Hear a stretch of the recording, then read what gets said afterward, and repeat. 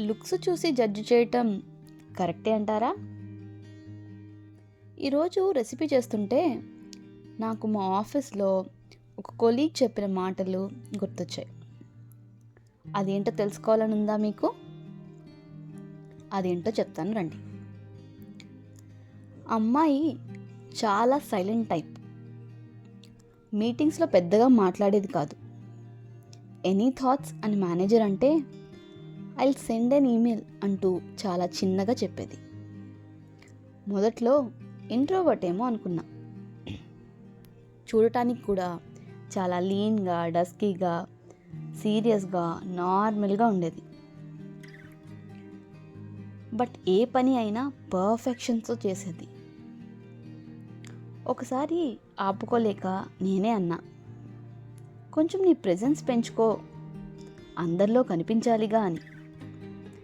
అప్పుడు తను నవ్వుతూ, కనిపించడం కంటే నిలబడ్డం ఇంపార్టెంట్ కదా అని అంది. ఆ మాట నాకు అప్పుడు హిట్ అవ్వలా, కానీ దాని అసలైన అర్థం ఇప్పుడిప్పుడే తెలుస్తుంది. ఆఫీస్లో అందరూ పార్టీస్ అని, ఈవెంట్స్ అని, లంచ్ అని ఏదో వంకతో పని తప్పించుకుంటూ తిరిగేవాళ్ళం.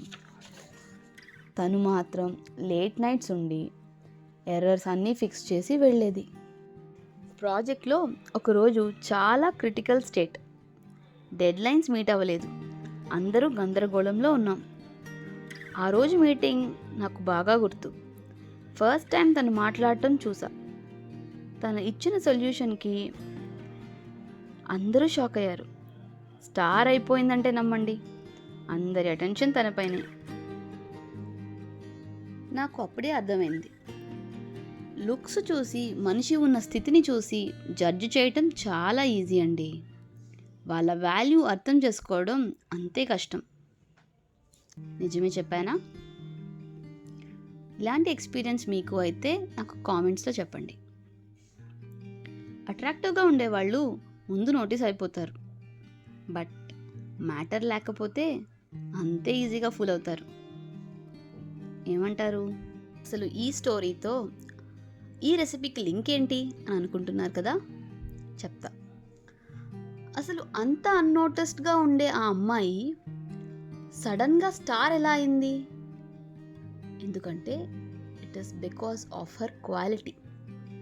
ఈ రాగి పిండి కూడా అంతే అండి. షో ఆఫ్ చేయదు, సైలెంట్గా ఉంటుంది, అట్రాక్టివ్గా ఉండదు, ఎగ్జైట్మెంట్ అస్సలే ఇవ్వదు. బయటకి ఎలా ఉన్నా దాని లోపల కంటెంట్ ఉంది చూడండి, అది వేరే లెవెల్. లుక్స్ కాదండి, లోపల ఉన్న క్వాలిటీ ఇంపార్టెంట్. క్వాలిటీయే లాంగ్ రన్లో ఉంటుంది. నిజమే చెప్పానా? అదంతా సరే, కానీ ఈ కేక్ అయితే super duper yummy and healthy. ఒక్కసారి ట్రై చేయండి. మరో మంచి మాటతో మళ్ళీ కలుస్తా.